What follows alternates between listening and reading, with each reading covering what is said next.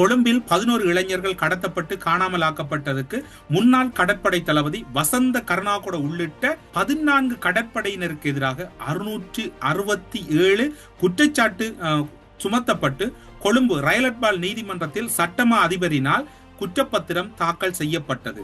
இந்த வழக்கு நீதிமன்றத்தில் விசாரணைக்கு எடுத்துக் கொள்ளப்பட்ட போது 14ஆம் எதிரியாக பெயர் குறிப்பிடப்பட்ட கடற்படை தளபதி வசந்த கருணாகுட உட்பட மற்றைய 13 எதிரிகளுக்குமாக 5 ஜனாதிபதி சட்டத்தரணிகள் 75 சட்டத்தரணிகள் ஆஜராகியிருந்தார்கள். இந்த வழக்கிலே பாதிக்கப்பட்ட தரப்பு 11 கடத்தப்பட்ட 11 மாணவர்களின் குடும்பத்தாரின் சார்பிலே ஜனாதிபதி சட்டத்தரணி KV தவராசா அவர்களும் சட்டத்தரணி தர்மஜா அவர்களும் தான் ஆஜராகியிருந்தார்கள் 11 மாணவர்களுக்காக.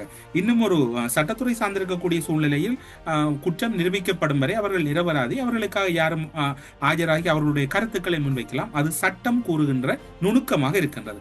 ஆனாலும் கூட இன்னும் ஒரு நெருக்கடி என்னவென்று சொன்னால், இந்த 75 வசந்த கருணாகுடவுக்காக ஆஜராகிய 75 சட்டத்தரணிகளில் 2014ஆம் ஆண்டில் ஐக்கிய நாடுகள் சபையின் மனித உரிமைகள் கூட்டத்தொடர் இடம்பெறுகின்ற போது அங்கு வரையப்பட்ட திட்ட வரைவை வரைவதற்காக இலங்கையிலே இப்போது ஒரு தமிழ் கட்சி ஒன்றின் தமிழரசு கட்சியினுடைய பதில் செயலாளர் என்று கூறிக்கொள்ளக்கூடிய ஒருவர் அன்றைய நாட்களில் அறிமுகப்படுத்திய ஒருவரும் இந்த வழக்கில் வசந்த கருணாகுடவின் பிணை விண்ணப்பத்துக்காக விண்ணப்பித்த 75 சட்டத்தரணிகளுள் ஒருவராக இருந்தார். இதனை கொழும்பில் இருக்கக்கூடிய பிரதான ஆங்கில ஊடகங்கள் இதனை மேற்கோள் காட்டியிருந்ததையும் இங்கு ஞாபகப்படுத்த விரும்புகிறோம். சட்டத்துறை சார்ந்திருக்கக்கூடிய விடயங்களில் அவை சட்டத்தரணிகள் எல்லோருக்கும் சேவைகளை வழங்க வேண்டும்.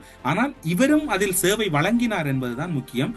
அன்று ஐக்கிய நாடுகள் சபை கூட்டத்தொடரில் எமக்காக அறிமுகப்படுத்தப்பட்டது.